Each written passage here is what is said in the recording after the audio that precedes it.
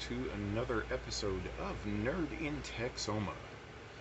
Today I'm going to be talking about another TV series that I was introduced to while I was recovering from my hospital stay back in December. Again, I am recording this in August in Texas, so it is very hot. We have had a couple of days in a row of 97, 98 plus degrees Fahrenheit. I'm not sure, for you international or Canadian viewers, well, that is international. Again, I'm not sure how that translates to the Celsius. I'm somewhere in the 20s or 30s, I think. Conversion rates are not my thing, unfortunately. So, if you do hear a droning or a humming in the background, I do apologize. It is my fan, it is my AC, things that are sorely needed to survive summers in Texas. Now that that's out of the way, let's get back to what this episode is about. It is about the show The Good Doctor. Let's see if we can do that. Now, yes, I know it says season 3. That's just what I'm on right now. I have watched seasons 1 and 2 and watched all of the story arcs with the different characters progress and evolve over time. I've watched a couple other YouTube videos where they are talking with actual medical professionals about the accuracy of some of what is talked about in this show, and from what I've seen, it is fairly accurate. I mean, of course, you're going to have things diagnosed in 15 minutes when in real life it takes days, weeks, months, sometimes years. They can figure out what's wrong with somebody 15, 20 minutes, bam, by the end of the episode they're going home. It does have what I find is interesting. Now, I know in Hollywood there's a lot of crossover work, or not really crossover, but actors need jobs. I find it interesting that in the first 2 seasons, now granted this predates Picard, but we had, I'm horrible with names, I'm forgetting her name right now. The actress who played Commodore O in Picard was actually in The Good Doctor. They had some other Star Trek references and jokes in that first season. Tim Russ actually played a patient in the first season, which I thought was great. I think he's an awesome actor. Like seeing him in other roles and stuff like that.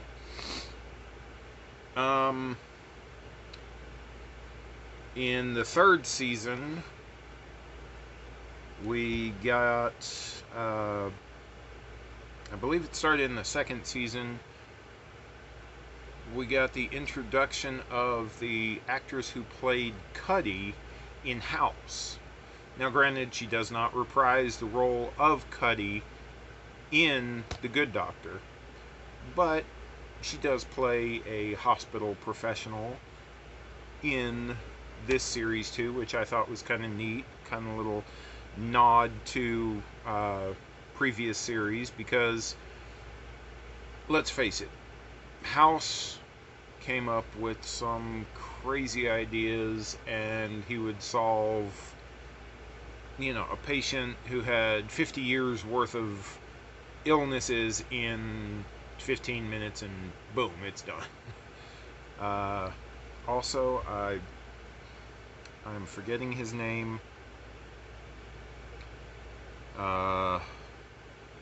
He was also in House. Uh, he came in one episode and played a patient. He was, oh gosh, it's been so long since I've seen that series. He was one of the hospital higher ups in house also. I can't remember his role or his name, but when you see the swordfish episode in the third season, you'll recognize him. Also in the third season, I found pretty interesting is the actor who played Bruce Maddox in Picard. He actually showed up in this series. Again, this is really great, really well written. I think it's an awesome series. I didn't think that I'd like it at first, but I needed something to watch, and I'm glad I gave it a chance. It's a really good series. My only issue is in season 3. Now, longtime viewers of this show know that in December I had to get my leg cut off. My problem with season 3, not 1, not 2, not 4, because I haven't seen it yet. It seems like almost every other episode in season 3 here, they're talking about a daggum amputation. Somebody's leg, somebody's arm, missing some toes, stuff like that. It's like, read my shirt, people. Seriously? You have to put that in almost every other episode? I understand. I don't know how common it is, but it's a common medical procedure. But geez, every other episode, people, come on.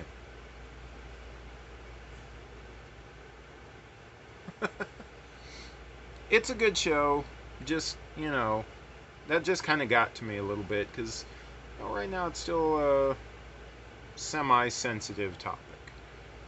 Not, sensitive like, shh, don't talk about it, but sensitive in the sense of like, do we really have to go there that much?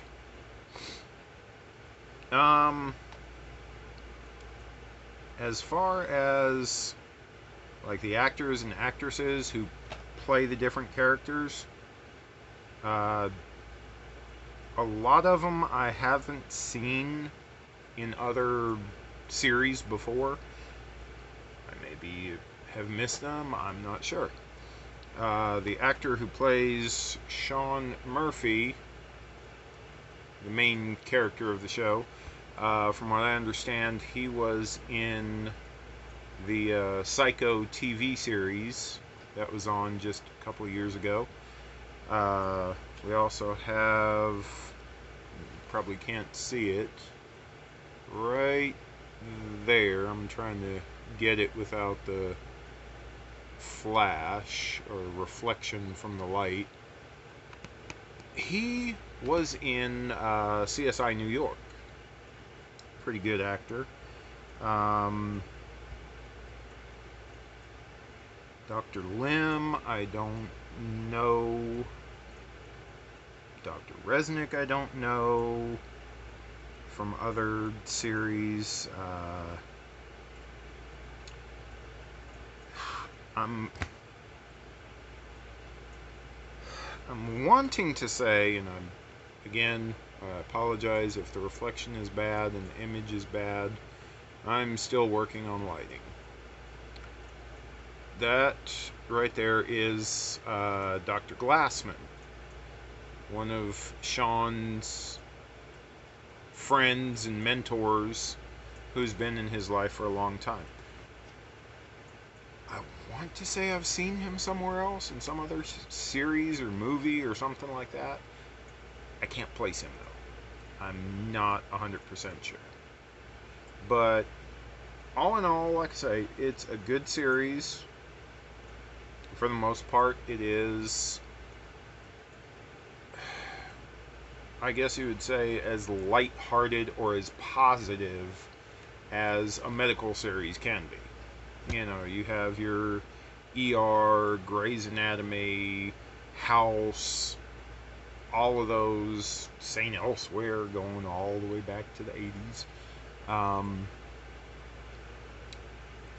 You know, they have to balance, you know, between good drama, actual legit medical practices, you know, the happy ending story where, you know, do this surgery and remove this tumor and this and that and the other, and everybody goes home happy at the end of the story.